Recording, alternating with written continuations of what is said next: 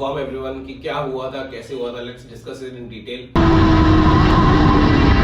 अब 20 लाख रुपए की बाइक खरीद ली तो क्या 2 लाख रुपए हर महीने उस पर लगाऊंगे चलाने के लिए? बाय गॉड्स ग्रेस कुछ गलत नहीं हुआ है, everything is fine. So you guys can go and follow me on just Bambu on Instagram as well. Hello guys, welcome to new video. ठीक है, और आज ट्यूसडे हो चुका है। पिछले संडे को तुमने देखा होगा एक मेरी रील बहुत वायरल हुई। तो मैं जेवर गया हुआ था एंड वहां पे डेथ वॉबल हुआ। बाइक कम से कम 8-9 सेकंड तक भयंकर स्टीयरिंग ऐसे हिलता रहा, पर जैसे तैसे वो सेव हो गया। उसके बाद एक बाइक में भिड़ने वाली थी, वो भी बच गया। तो मुझे कुछ भी नहीं हुआ, बाइक को भी कुछ भी नहीं हुआ, everything is all in well. But I thought कि बिफोर मैं वो जेवर वाली सीरीज स्टार्ट करूँ तुम्हें दिखाना, वो वाली राइड की वीडियोस डालूं। आई थॉट ये 5 मिनट की वीडियो बनानी जरूरी थी, जस्ट टू इन्फॉर्म एवरीवन कि क्या हुआ था, कैसे हुआ था। Let's discuss it in detail कि वो क्या हुआ, कैसे हुआ। ठीक है, अब उसमें क्या किया मैंने, कैसे बच गया। ऑब्वियसली सिर्फ मेरा स्किल नहीं था, भगवान का भी हाथ था उसमें बहुत बड़ा कि मैं बचा हुआ हूँ, सब कुछ ओके है। तो अब पहले तो उस वीडियो को देखते हैं, ये रील तुम देखो कि क्या हुआ था एक्चुअली में डेथ वॉबल।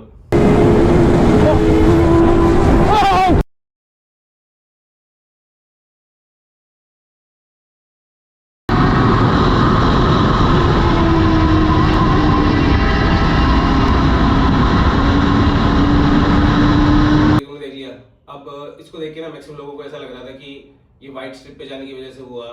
ठीक है, पर ऐसा हुआ वैसा हुआ, तो ऐसा नहीं था। मैंने उससे रिलेटेड भी एक रील डाली है जिसमें मैंने पूरा समझाया कि क्या है कैसे नहीं है। तो वो भी तुम्हें दिखा देता हूँ, ये देखो।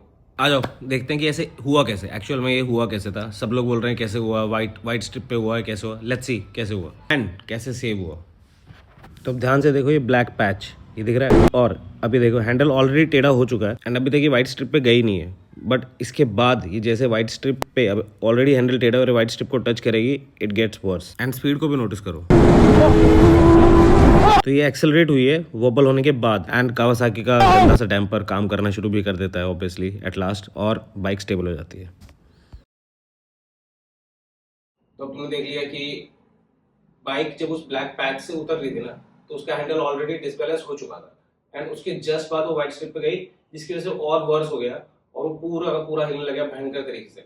मैंने उसको एक्सेलरेट करने की कोशिश की, उस टाइम पे हैंडल मैंने बिल्कुल ढीला छोड़ दिया था। उसको मैंने एक्सेलरेट करने की कोशिश की पूरी, कि वो थोड़ी सी क्या होता है कि ऐसे में अगर तुम एक्सेलरेट थोड़ा करो तो इट हेल्प्स कि वो बाइक को सीधा करने के लिए। जो कि तुम देखोगे जैसे मैंने एक्सेलरेट किया, बाइक गिरने वाली थी, फिर वो सीधी हुई भी, वो बैलेंस हो भी गई।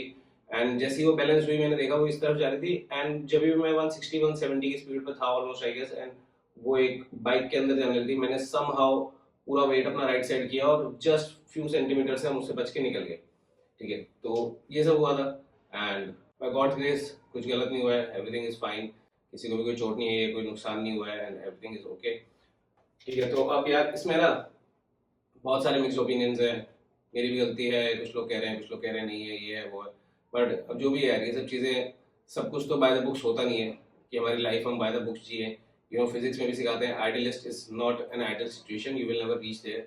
तो कुछ ना कुछ तो ऐसा होगा ही, फ्लॉज होंगे चीज़ों में। ठीक है, तो I am not saying I am 100% correct, but I am not 100% wrong also यार। इट्स जस्ट ह्यूमन लाइफ, ऐसा ही होता है। अब इसके अलावा ट्रैक के बारे में बात करते हैं कि लोग कह रहे हैं ट्रैक व्रैक करो, वहां पे भगाओ। तो यार ट्रैक करने भी मैं गया था, और ऐसा नहीं है कि I am a bad guy at track. मैं मेरे फर्स्ट ट्रैक में ही बहुत अच्छा टाइम मार गया था, 2:10। You can ask anyone, that too on a showroom condition ZX10R। उसमें एक फेयरिंग का एक सिंगल पार्ट तक भी हमने चेंज नहीं किया हुआ था, नाइदर ब्रेक्स, कुछ भी नहीं। I was not even using race brakes, कुछ भी नहीं था। सिर्फ एक स्लिक्स लगाए थे मैंने उसमें, वो भी मेरे दोस्त के यूज्ड स्लिक्स थे। That was also not new, वो 50% पहले से डिटोरेटेड थे, उनको मैंने यूज किया क्योंकि उसके पास स्पेयर पड़े थे, उसने नए ले लिए थे पूर्णशांत ने। So thanks a lot mister Purnashant for that. तो एनीवेज ट्रैक गया मैं, ट्रैक भी किया। सबसे पहले तो एक चीज, track is not a regular thing यार। नॉर्थ में एक ही ट्रैक है, BIC। ठीक है, और वो सिर्फ विंटर्स में खुलता है, समर्स में नहीं कर सकते हो। It's not like every Sunday तुम वो ट्रैक पे चले जाओ। इतनी महंगी बाइक लेके खड़ी कर दी है, इतना फालतू पैसा है नहीं ना यार कि वो बाइक लेके मैं खड़ी कर रखी है बस, हाँ साल में 4 बार चलाने के लिए ट्रैक पे। और वो साल में 4 बार चलूँ ट्रैक पे चला भी रहा हूँ तो हर 2 दिन का ट्रैक पे 1.5 से 2 लाख रुपए का खर्चा है, और ये खर्चा सिर्फ तुम्हारा ट्रैक का खर्चा है। इस खर्चे में वो इन्वॉल्व नहीं होता है कि तुम्हें एक रेसिंग सूट चाहिए। जैसे तुमने मेरे सूट्स देखे हुए हैं, तुम्हारे पास ऐसे सूट्स होने चाहिए, तुम्हारे पास रेस हेलमेट होना चाहिए। ठीक है, तुम्हारे पास टायर वार्मर्स होने चाहिए, और पता नहीं क्या क्या चीजें हैं जो वन टाइम कॉस्ट है, जो तुम्हारे पास पहले तो होनी चाहिए। ये सब होने के बाद तुम्हारे 1.5 से 2 लाख रुपए लगते हैं ट्रैक करने के 2 दिन के BIC पे। ठीक है, और तुम अगर रेगुलर ट्रैक कर रहे हो तो 3 से 4-5 ट्रैक के बाद तुम्हारी बाइक मेजर सर्विस मांगती है, इट नीड्स लाइक ऐसा होना चाहिए कि उसका इंजन ओपन हो, उसकी कंप्रेशन रेशियो सारी चीजें चेक की जाए, ठीक है, उसका एक मतलब रिगरस मेंटेनेंस होना चाहिए हर 4-5 ट्रैक 6 ट्रैक के बाद, जो कि इंडिया में नहीं होता है। सबको पता है कि इंडिया में मैकेनिक्स और ये सब ऐसा कोई नहीं है जो इनको एक्चुअल में मेंटेन कर सके, and it's very expensive also, क्योंकि इंडिया में बाइक्स बहुत सस्ती आती है बट इनके स्पेयर्स सस्ते नहीं है। और लोग फिर क्या कर रहे होते हैं कि हर कुछ टाइम के बाद 1-2 साल के बाद एक बाइक को यूज करके बेच रहे होते हैं उसको, ठीक है, वो जिसको जिसको बिकती है बेचारे की उसकी किस्मत खराब, उसको एक ऐसी बाइक मिल जाती है जिसका इंजन खत्म होने वाला है, जिसकी सारी चीजें almost at the dying situation है, और ये वाला बंदा जिसने बाइक बेची है ये भी एक लॉस इनकर करता है, क्योंकि ये जब उसको बेच रहा है तो उसका एक अच्छा खासा अमाउंट कट गया और अब उसको नई बाइक खरीदनी होगी, ठीक है, जो उसको फिर से एक वो अमाउंट पे करना होगा, तो सबके लिए ये लॉस ही है भाई। बस कुछ लोगों के पास पैसे बहुत ज्यादा है तो उन्हें फर्क नहीं पड़ता है, बट सबके पास ऐसा नहीं है ना यार।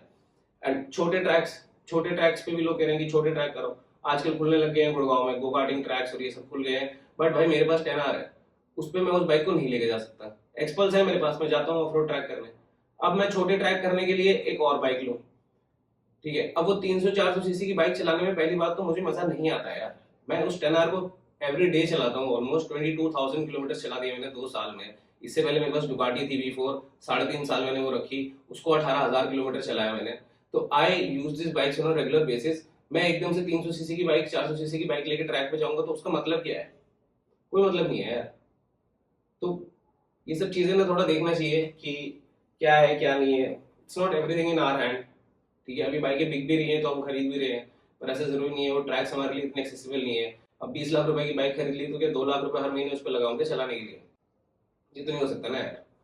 तो एनीवेज मैं ये सब चीजें क्लैरिफाई करना चाहता था, ठीक है, और तुमने सब देख ही लिया है कि क्या हुआ क्या नहीं हुआ। हनुमान जी की वजह से बच गए हैं अपन, सब ओके है। तो इस ब्लॉग के बाद जो ब्लॉग आएगा इसमें तुम्हें पूरी की पूरी जेवर वाली सीरीज में दिखाऊंगा, स्टार्टिंग से जैसे तुम्हें दिखता है कि 2-3 पार्ट्स में वो आएगी, और उस सीरीज में तुम्हें दिखेगा कि जब हम जेवर पहुंचने वाले थे उससे जस्ट पहले ही मैंने शुभम को बोला भी था, शुभम मैं मेरे साथ चल रहा था, हमारे पास ना इंटरकॉम नहीं है दोनों के पास, मेरे पास है उसके पास नहीं है, तो हम ऐसे बात नहीं कर सकते, बट मैं उसको बोल रहा था कि भाई यहाँ वॉबल कर रही है। पर अब ये क्या है कि हम है ना हर दूसरी राइड पे जब भी हो रही होती है हम बोलते हैं, तो उसको लगा हो कि वही नॉर्मल वाला है, पर मैं उसको अंदर से बोलना चाह रहा था कि भाई इस रोड पे एक्चुअल में बहुत ज्यादा वॉबल कर रही है, और उसके जस्ट 5 मिनट बाद ही वो हो गया कि हमने दोबारा से ऐसी छोटी सी ट्रैक की और जैसे मैंने खींची वो भयंकर वॉबल की, वो तो बस गई। तो चलो ये सब कुछ था, ठीक है, अगर कुछ और होगा इस बारे में कुछ है तो तुम लोग कमेंट करके बताओ, मैं आंसर दूंगा। तुम्हें पता है अपना फुल फ्री टाइम है बातें करने का, लड़ाई करने का, सब करने का। तो anyways you guys also take care. अब इसके बाद से जो कल से वीडियो होने वाली है that's the your series, in that you will see first hand कि कैसे हुआ था वो डेथ वॉबल, क्या था। बहुत सारी बाइक्स गई हुई थी, 10-12 बाइक्स थी, लकीली किसी को कुछ नहीं हुआ। जिसने भी उसको फर्स्ट टाइम देखा था, जैसे अर्जुन भाई ने भी देखा था, उनकी वीडियो हमने देखी तो वो भी सिर्फ एक ही चीज बोल रहे थे मेरे को देख के, no no no no no no. तो भाई सबकी फट चुकी थी, मेरी भी फट चुकी थी, नो डाउट।